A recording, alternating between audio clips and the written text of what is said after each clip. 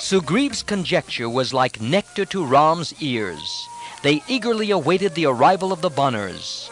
In a short while, a great clamor was in the air, and the Vanar hordes alighted with cries of triumph.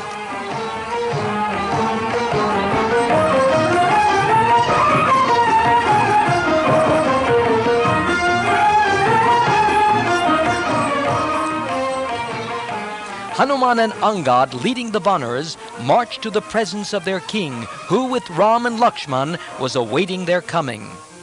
Hanuman bowed and said, "I have seen the goddess of purity, your queen. She is safe and well in Lanka. I salute her from here across space." And he turned southwards and offered worshipful salutation. Thus succinctly did Hanuman convey to the prince the glad news that Sita was found and was well in body and mind. Sugriva and Lakshman, beside themselves with joy, embraced Ram.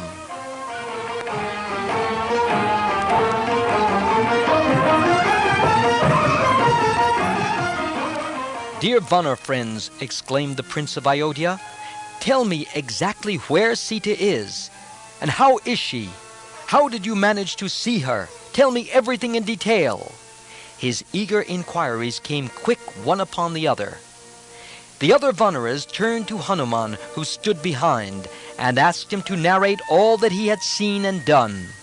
Hanuman began to tell the tale. With his unrivaled courage and strength, and single-handed, he had performed a mighty task.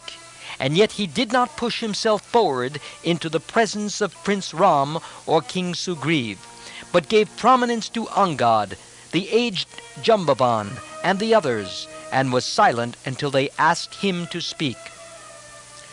"Crossing the 900 miles of water, I reached the city of the wicked Ravan on the southern shore. There, in a park attached to the palace, I saw Sita being held prisoner and closely guarded.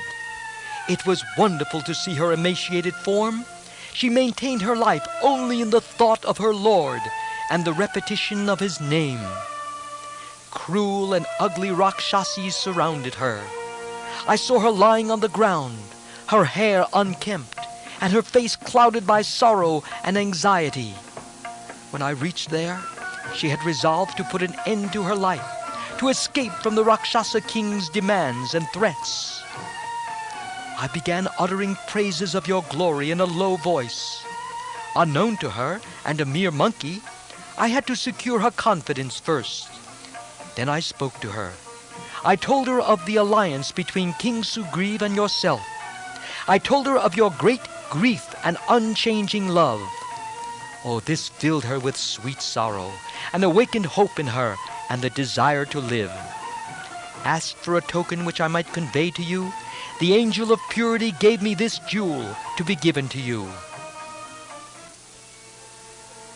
She also told me how a crow had once troubled her while you were asleep, and how you were grieved about it. She asked me to remind you of the incident. She wanted me to remind you of another occasion when, roaming among the hills, perspiration had made her tilak trickle down her forehead, and you replaced it with red ochre rubbed out of a rock. She asked me to tell you that she would struggle and keep alive for a month, but then she would perish at the hands of Ravan, or she would seek her own release of death. She asked me to convey her respects to the Vanar king. Now let us think and make preparations at once for proceeding to Lanka to redeem the princess."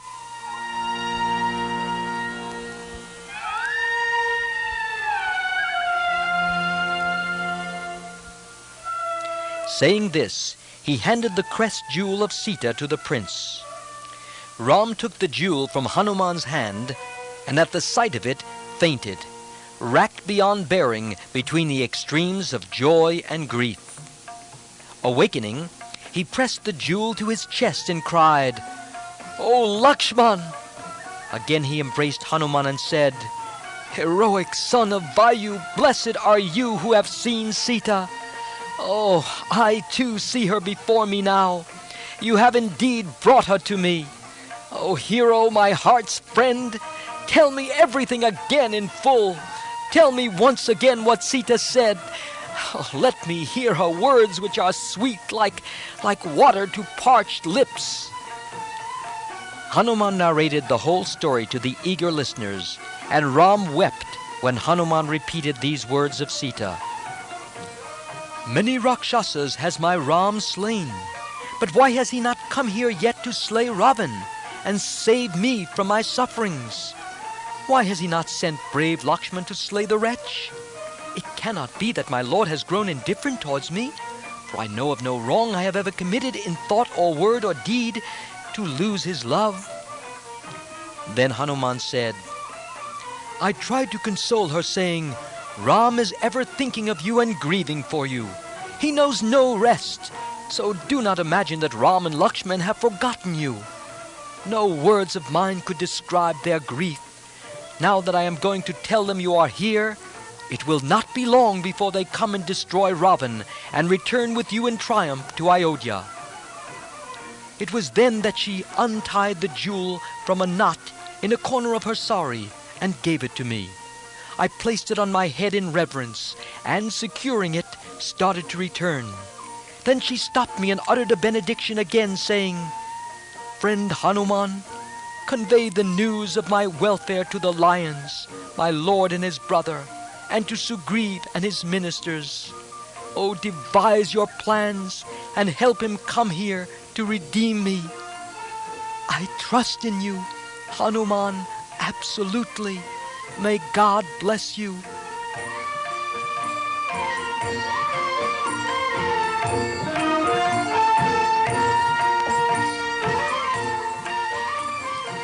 Hanuman gazed at Ram. "Lay aside your grief, my lord, and figure out now what has to be done. Sita doubted how you and the Vanar army could cross the sea. I assured her that she need have no fear or doubt on that score, since, by no means the strongest among the Vanars, I myself crossed it, as she could see. I said to her that I myself could carry Ram and Lakshman on my shoulders and cross the sea and bring them there.